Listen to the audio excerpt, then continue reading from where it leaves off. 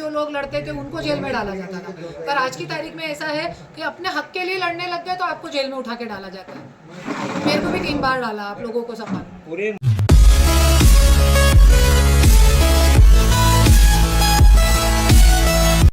आने वाली जो भी स्थानिक चुनाव है वो सारे स्वराज्य शक्ति सेना के माध्यम से स्वराज्य शक्ति सेना लड़ने वाली है। और महाराष्ट्र में आज ऐसी परिस्थिति है कि इतने बड़े बड़े पक्ष होने के बाद भी एक महिला को, इतने बड़े घराने की महिला जिस घराने का नाम पूरे महाराष्ट्र में नहीं पूरे भारत में गूंजता है, ऐसे घराने की बहू को बाहर निकल के पक्ष निकालना पड़ता है। और मैं महाराष्ट्र की पहली ऐसी महिला हूँ जिसने पक्ष निकाला है। और पक्ष क्यों निकाला है तो महिलाओं पे अत्याचार, और गरीब लोगों पे अत्याचार, शेतकरी से लेके तो एक बड़े बिजनेसमैन, व्यापारी, पत्रकार, ऐसा कोई भी व्यक्ति नहीं है जिसको अभी ये राष्ट्रीय प्रस्थापित जो नेता हैं वो लोगों का त्रास नहीं है, वो लोगों की तकलीफ नहीं है। एक भी कोई ऐसा शायद ही होगा जो अच्छे काम कर रहा है।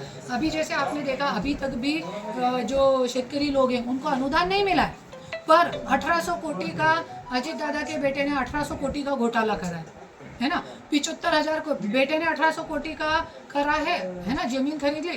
पिताजी ने 75,000 कोटी का करा था, फिर भी सीएम साहब ने उनको अर्थ मंत्री पद दे दिया।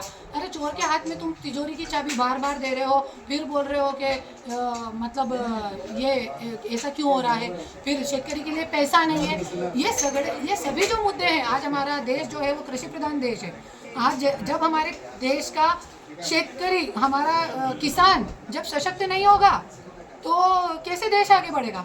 और किसान सशक्त कैसे होगा जब अर्थ मंत्री खुद 75,000 कोटी खा लेंगे, उनका बेटा 18,000 कोटी का प्लॉट खरीद लेगा, तो कैसे क्या हमारा देश, हमारा जो है किसान, महिलाएं, युवक तरक्की करेंगे। आज आप देखेंगे तो हर दिन पूरे मराठवाड़ा में, पूरे महाराष्ट्र में बोलूँगी, हर दिन किसान लोग आत्महत्या कर रहे हैं। आप लोग उनकी परिस्थिति जाके देखिए, उनकी देखिए कि कितनी बुरी परिस्थिति है उन लोगों की। तो ये सब मुद्दों पे, और सिर्फ जाति पाति, हिंदू, मुस्लिम, ओबीसी, मराठा, नेशनल मुद्दा कौन सा है? हिंदू और मुस्लिम, जाति पाति का।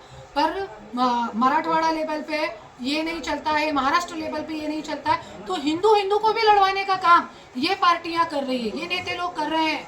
तो क्या करते हैं, ओबीसी और मराठा, हिंदू भी लड़ो, पर मतदान इनको करो जिससे कि ये लोग आने वाले 5 साल खूब मोटे मोटे घोटाले कर सके। यानी आप हमारी ढाक लो, हम तुम्हारी ढाक लें, सिर्फ यही चल रहा है।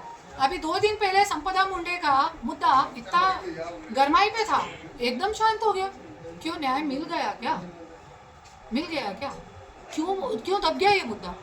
ये सब जो बातें हैं, अपने भीड़ में एक पत्रकार के बच्चे की इतनी निर्गुण हत्या चौराहे पे कर दी। क्या डर है लोगों को? शासन प्रशासन का क्या कोई डर है? नहीं है।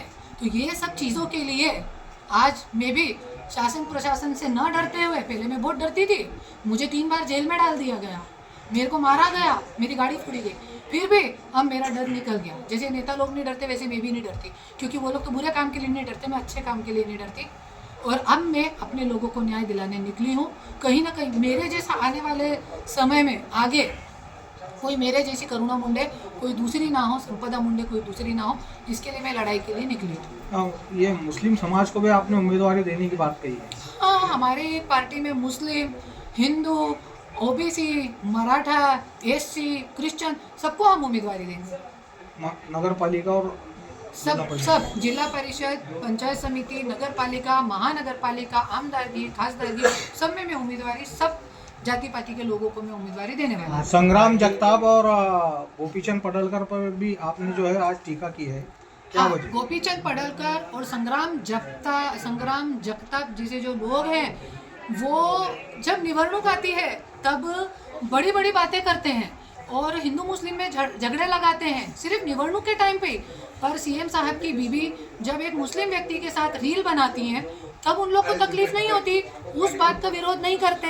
अभी संपदा मुंडे जो है वो हिंदू लड़की है, तो आप अब क्यों नहीं बोलते हो? पर यदि यही कोई मुस्लिम लड़का और हिंदू लड़की होती तो लव जिहाद के नाम पे एकदम बोंबला फिरते, पूरे महाराष्ट्र में आग लगा देते ये लोग, ये संग्राम जगताप और गोपीचंद पडळकर जैसे लोग।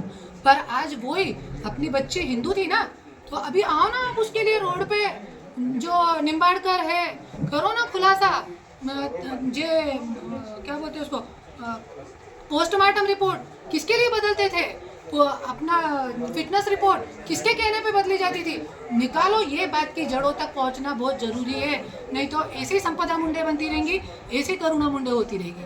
पर माध्यम से मैं बोलूँगी, ये मीडिया पे चलाओ कि भले ही नेता लोग चुप हो जाए, समाज सेवी लोग चुप हो जाए, पर आप लोग चुप मत होइए। संपदा मुंडे का क्या हुआ, चलने दीजिए। क्या आपको लगता है महाराष्ट्र में जो है वो नफरत की सियासत हो रही है, उससे रोटियां सेक रहे हैं लोग? जाति पाति तो बहुत दूर की बात है, अब तो चिता पे भी रोटियां सिकने लग गई है भैया, चिता पे भी रोटियां सिकने लग गई है।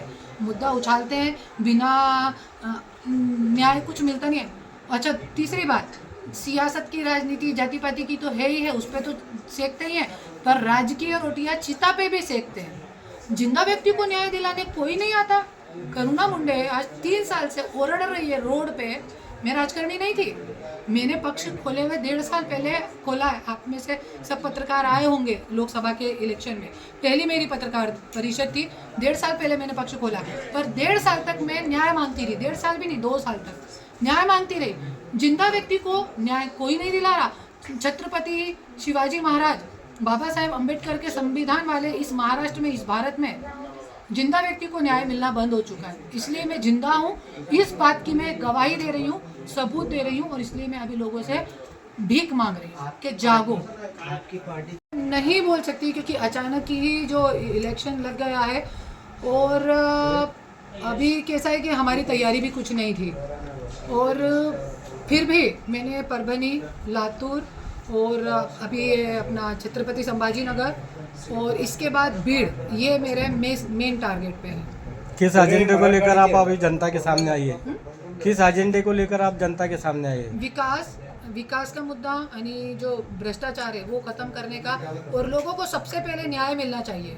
क्योंकि जो कार्यकर्ता या जो व्यक्ति पहले के ज़माने में ऐसा था, अंग्रेजों से जो लोग लड़ते थे उनको जेल में डाला जाता था, पर आज की तारीख में ऐसा है कि अपने हक के लिए लड़ने लग गए तो आपको जेल में उठा के डाला जाता है। मेरे को भी 3 बार डाला, आप लोगों को सब मालूम।